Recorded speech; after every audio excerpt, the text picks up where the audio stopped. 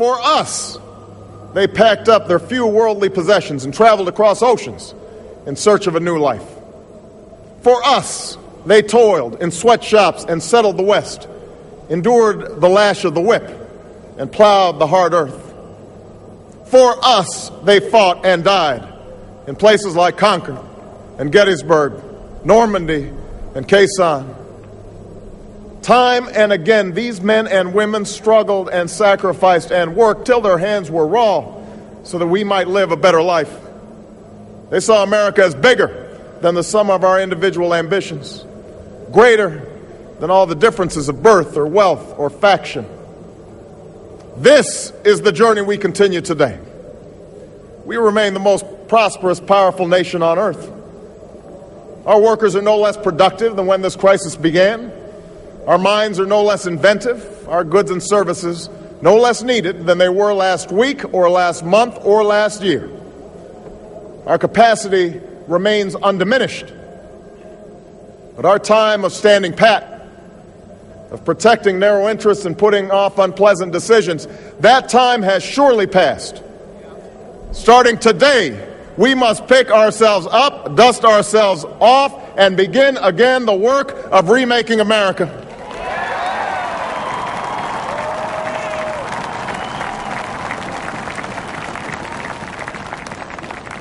For everywhere we look, there is work to be done.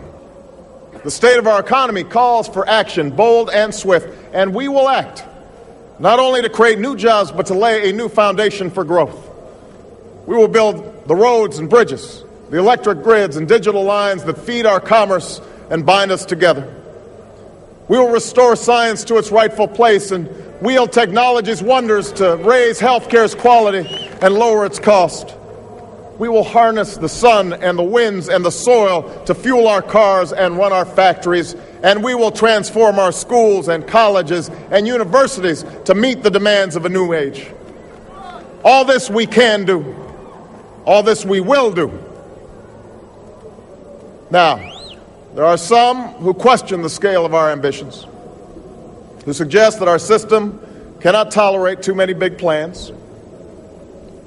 Their memories are short, for they have forgotten what this country has already done, what free men and women can achieve when imagination is joined to common purpose and necessity to courage.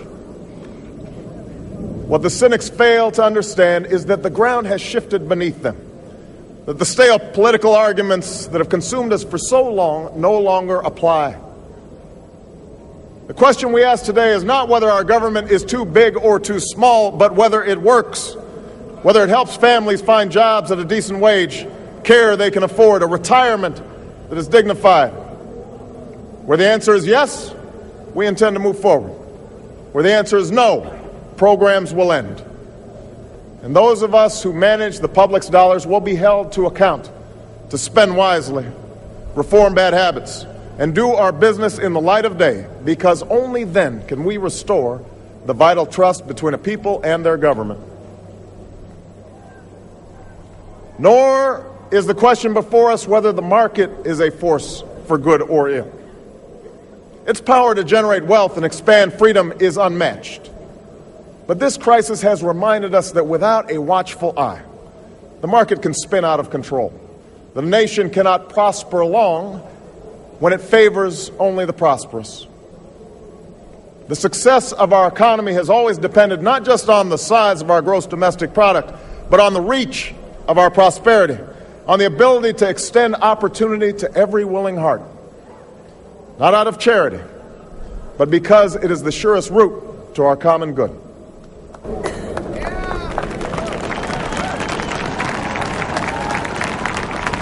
As for our common defense, we reject as false the choice between our safety and our ideals. Our founding fathers, faced with perils that we can scarcely imagine, drafted a charter to assure the rule of law and the rights of man, a charter expanded by the blood of generations. Those ideals still light the world, and we will not give them up for expedience sake.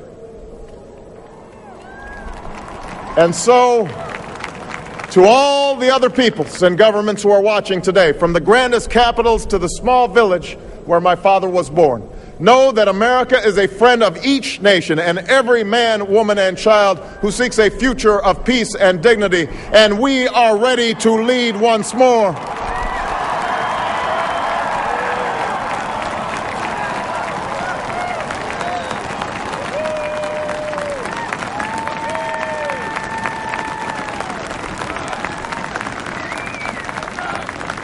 Recall that earlier generations faced down fascism and communism not just with missiles and tanks, but with the sturdy alliances and enduring convictions.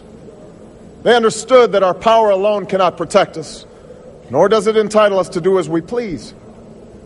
Instead, they knew that our power grows through its prudent use. Our security emanates from the justness of our cause, the force of our example, the tempering qualities of humility and restraint. We are the keepers of this legacy. Guided by these principles once more, we can meet those new threats that demand even greater effort, even greater cooperation and understanding between nations. We will begin to responsibly leave Iraq to its people and forge a hard-earned peace in Afghanistan.